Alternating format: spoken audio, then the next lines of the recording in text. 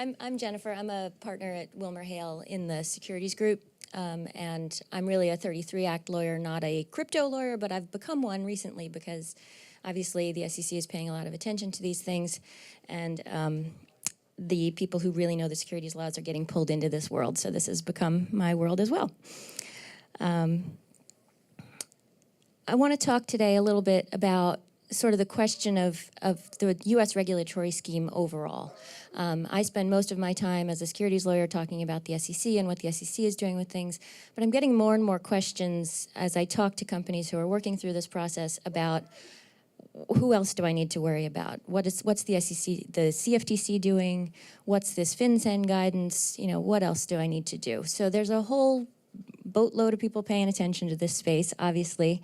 CFTC, SEC, FinCEN, the states, the DOJ, the IRS, I mean, you name it, there's a regulator looking at it. So we have to kind of break down a little bit how they're working it out, and it's still a big question of how they're going to work all of it out, but I think they're starting to get some sort of focus.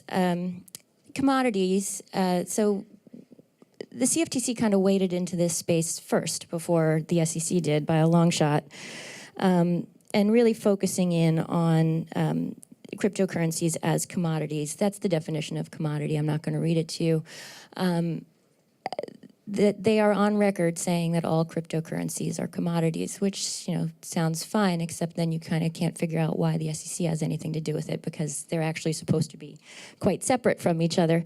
But the thing is, the CFTC's jurisdiction over cryptocurrencies or commodities generally is when there is a derivatives contract involved, or if there is fraud and manipulation involving the trading in the commodity. For a commodity otherwise, you know, unless they're policing that fraud and manipulation side of things, they're actually not going to be taking an active role in the cash market for crypto exchanges or in crypto transactions that don't use margin or leverage or financing. It's almost like it's another step back. So they're not taking a really active role in the day-to-day, sale of a commodity for cash or for, any kind of fiat, or I'm sure they would consider Bitcoin or other types of cryptocurrencies to be the cash market. I think that might be an open question. So they're a little more hands-off than the SEC, which is back to my world. As you all know, and we've talked about many times today, the SEC has been very active lately. They're responsible for overseeing any offers and sales of securities in the United States or using U.S. jurisdictional means. So the big question that's come up over the last year is, what's a security? The SEC's made it very clear that they're applying the facts and circumstances test in the Howey case from 1946.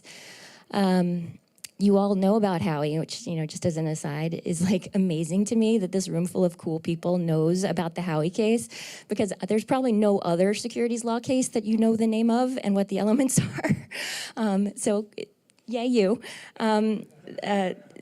It's fitting a little square peg in a round hole to be applying Howey, but this is the law, and they've made it clear that this is what applies. The test is here up on the screen. I can remember if I put it there. And you've probably heard your lawyers spouting this out to you over and over again, that you have a security if your purchasers have invested money in a common enterprise with a reasonable expectation of profits derived from the efforts of others. There's a lot of lore around this in the traditional securities law sense, like since the 1940s. There's been case law and SEC interpretations putting a lot of gloss on each of those elements of the test. The SEC right now is applying that Howey test really broadly in the ICO context.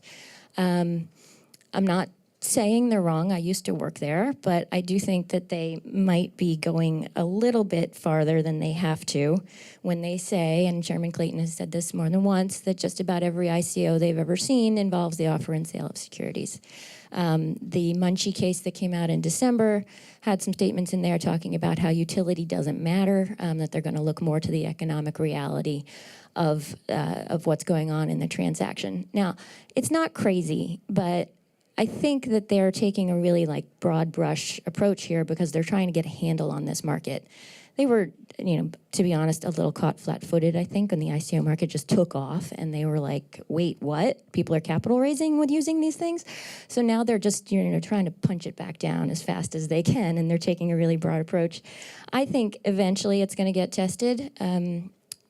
Someone will be willing to be the one who doesn't settle with the SEC, and they say, no, sue me, and it goes to court, and the courts will apply the Howey test instead of the SEC with their really aggressive position. But, nobody really wants to be that company that takes on the SEC. It's very expensive and high profile, and you don't want to lose. But anyway, for now, the world that we're in, the SEC is issuing a ton of subpoenas. There's going to be definitely a flurry of enforcement action coming soon.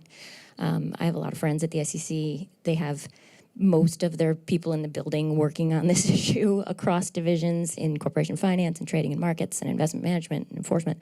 I mean, there are going to be a lot of cases. And the good thing about that for us who are not doing bad things is that we'll get a lot more guidance on the parameters of what's okay and what's not okay when those cases come out. So on some level, it's a good thing when they start speaking more publicly about these issues.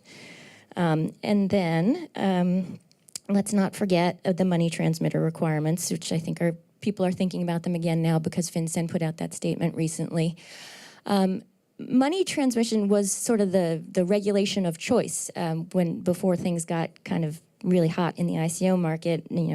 Some of the exchanges opted to register under the money transmitter regime. You register in the individual states, or you get licenses in the states, and then you register with FinCEN as a money services business. The focus there, that set of regulations, is really on the anti-money laundering compliance.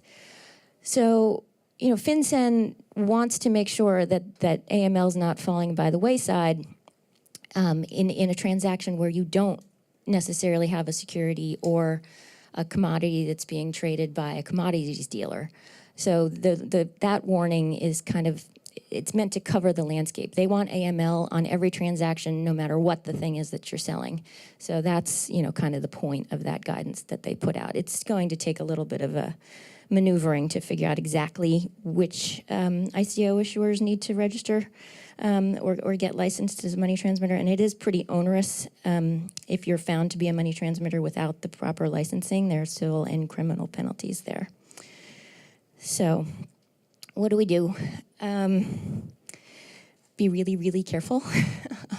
I think is about my best advice for you. If you're doing an ICO, if you're planning an ICO, I know that it's, not democratic, but do it as a securities offering. I mean, it's so top of mind for the SEC that to be taking an aggressive position and saying that you don't have a security, I think could really not be a great idea at this point in time.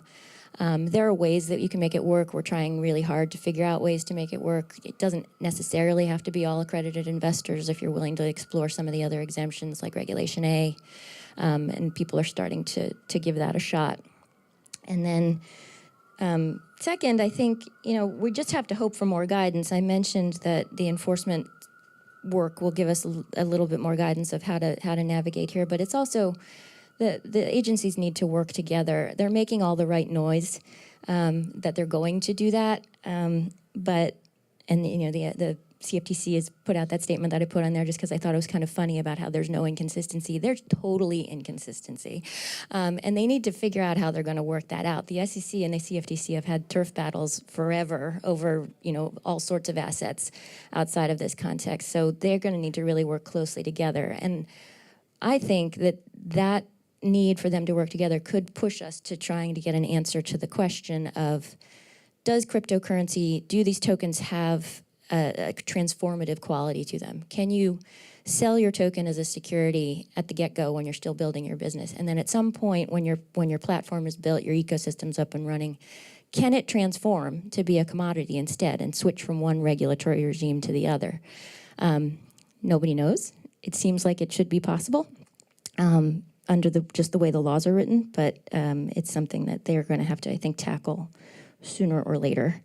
And I do hope that it's the regulators that tackle that rather than Congress. There's a lot of people talking about maybe getting a legislative fix to make this market work better in the United States.